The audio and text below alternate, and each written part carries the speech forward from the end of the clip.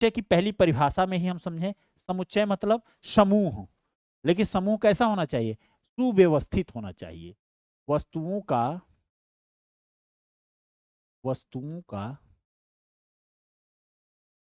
सुव्यवस्थित सुव्यवस्थित सुव्यवस्थित समूह की क्या कहलाता है? समुच्चय कहलाता है। सुव्यवस्थित कहने का क्या अर्थ है? यानी व्यवस्था के अनुसार हो, उसको एक निश्चित परिभाषा के द्वारा दिखाया गया हो। इसको हम सबसे नोटेड पॉइंट में हम समझेंगे कि समुच्चय को कैपिटल ए से दिखाते हैं, और जो ये समुच्चय है, ठीक है, समुच्चय है, और इनके अंदर जो रहता है उसे हम क्या कहते हैं? अवयव। स्मॉल ए या छोटा में दिखाते हैं, उसको बोलते हैं अवयव। और सदैव समुच्चय के अवयव को हम किस में लिखते हैं? करली ब्रैकेट में, यानी ये जो तिरछा वाला दिखता है आपको सापनुमा, इस वाले ब्रैकेट में हमेशा अवयव को लिखा जाता है कॉमा लगा के, ठीक है, कॉमा लगा के, जैसे ए कॉमा बी कॉमा सी ऐसे लिखा हुआ है, इसको हम समुच्चय ए लिख दिए, ठीक है, समुच्चय ए बी सी क्या है? अल्फाबेट है, अल्फाबेट है। तो शुरू के 3 अल्फाबेट्स अगर लिखे गए हैं तो ये ए समुच्चय को हम कैसे परिभाषित करेंगे? हाँ, अंग्रेजी वर्णमाला के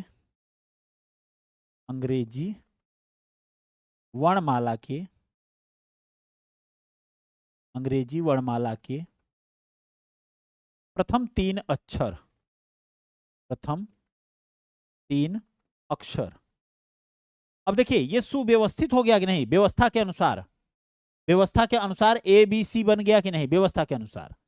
अब इस बात को ध्यान देना होगा कि ये जो व्यवस्था है, इसको हम अवयव को अलग अलग कामा के द्वारा इस समुच्चय ए को प्रदर्शित करते हैं। अब इस समुच्चय में ए को क्या कहेंगे? ये ए बी सी जो दिखाई दे रहे हैं, इनको क्या बोलेंगे? अवयव बोलेंगे। क्या बोलेंगे? अवयव। अब एक बात और नोट करने की बात है, क्या? पहली बात आप ध्यान दीजिएगा कि अगर हम समुच्चय लिखे हैं ए कामा बी कामा सी, अगर हम इसको बी कामा ए कामा सी लिखें तब भी कोई दिक्कत नहीं है, और अगर हम सी कामा ए कॉमा बी भी लिखे हैं तब भी कोई दिक्कत नहीं है, तीनों का मतलब एक ही है। अर्थात क्रम पर ध्यान न दें, क्रम पर ध्यान न दें। हाँ, क्रम अगर बदल भी जाता है तब भी कोई दिक्कत नहीं है, समुच्चय वही होगा। समूह में अंदर में ही है। जैसे परिवार में आप हैं, तो अगर आप के ऊपर एक कंडीशन दी जाती है कि नहीं, आप पहले बड़े बैठेंगे, फिर छोटे बैठेंगे, फिर छोटे बैठेंगे, अगर ये कंडीशन है तब तो बात अलग है, यानी क्रम का वहां ध्यान देना पड़ेगा। लेकिन कभी अगर ऐसा है, जैसे हाँ, निमंत्रण में बैठे हैं, न्योता में बैठे हैं, तो न्योता में ये थोड़ी ध्यान है कि कौन कहाँ जमीन पे बैठा है, अगर तो चाहे जहां जो बैठ सकता है, छोटा बड़ा जो भी है, चाहे जहां बैठ सकता है, तो वहां पे क्रम का ध्यान देने की जरूरत नहीं होती है, ठीक है। जहां प्यार दुलार होता है वहां क्रम की बहुत विशेष शर्तें नहीं रखी जाती हैं, ठीक है। तो ए बी सी अगर है, बी ए सी है या सी ए बी है, तो वहां पर क्रम का कोई ध्यान नहीं दिया जाता है। समुच्चय में ये बात याद रखिएगा। दूसरी बात आप याद रखिएगा कि अगर कोई समुच्चय में मान लीजिए ए है और इसमें लिखा गया है मान लीजिए 3 3 3, फिर 4 4, फिर 5 6 ऐसे लिखा गया है, तो हम इसको कैसे लिख सकते हैं? इसको लिखने का सही तरीका ये होगा कि जो 3 बार 3 लिखे हैं उसको एक ही बार लिखिए, कोई दिक्कत नहीं है। जो 2 बार 4 लिखे हैं उसको एक ही बार लिखिए, कोई दिक्कत नहीं है। यानी अवयव का दोहराव इसमें बर्दाश्त नहीं किया जाता है। अर्थात ये लिखने का सही तरीका नहीं है, लिखने का सही तरीका ये है, यानी अवयवों का दोहराव नहीं होना चाहिए। दोहराव मतलब दोबारा नहीं आना चाहिए, हाँ, दोहराव न हो, ठीक है। ये बेसिक सी बातें हैं। अब लिखने के तरीके क्या हैं? समुच्चय को अगर हम लिखने के तरीके की बात करें तो 2 तरीके बनते हैं। पहला तरीका बनता है रोस्टर विधि, ठीक है, रोस्टर विधि। और दूसरे को बोलते हैं, या समुच्चय निर्माण विधि भी बोलते हैं, इसको गुण विधि बोलते हैं। गुण या समुच्चय निर्माण विधि कहें, समुच्चय निर्माण विधि, या इसको गुण विधि भी बोलते हैं, या गुण विधि, यानी उनके गुणों को देखकर लिखा जा सकता है। जैसे फॉर एग्जांपल अगर हम कोई ले लेते हैं समुच्चय प्राकृतिक संख्या, प्राकृतिक संख्या का ले लेते हैं n, तो ये क्या है 1 2 3 4 एंड सो ऑन, इस तरीके से अवयव को लिखा गया। तो 1 2 3 4 जितने भी गिनती वाले जो समुच्चय अवयव हैं, गिनती वाले 1 2 3 4 से ही गिनती शुरू होती है, तो ये जितने गिनती वाले हैं वो क्या है प्राकृतिक संख्या। अब इनके गुणों के आधार पे अगर हम लिखते हैं तो उसको गुण विधि या समुच्चय निर्माण विधि भी बोलते हैं।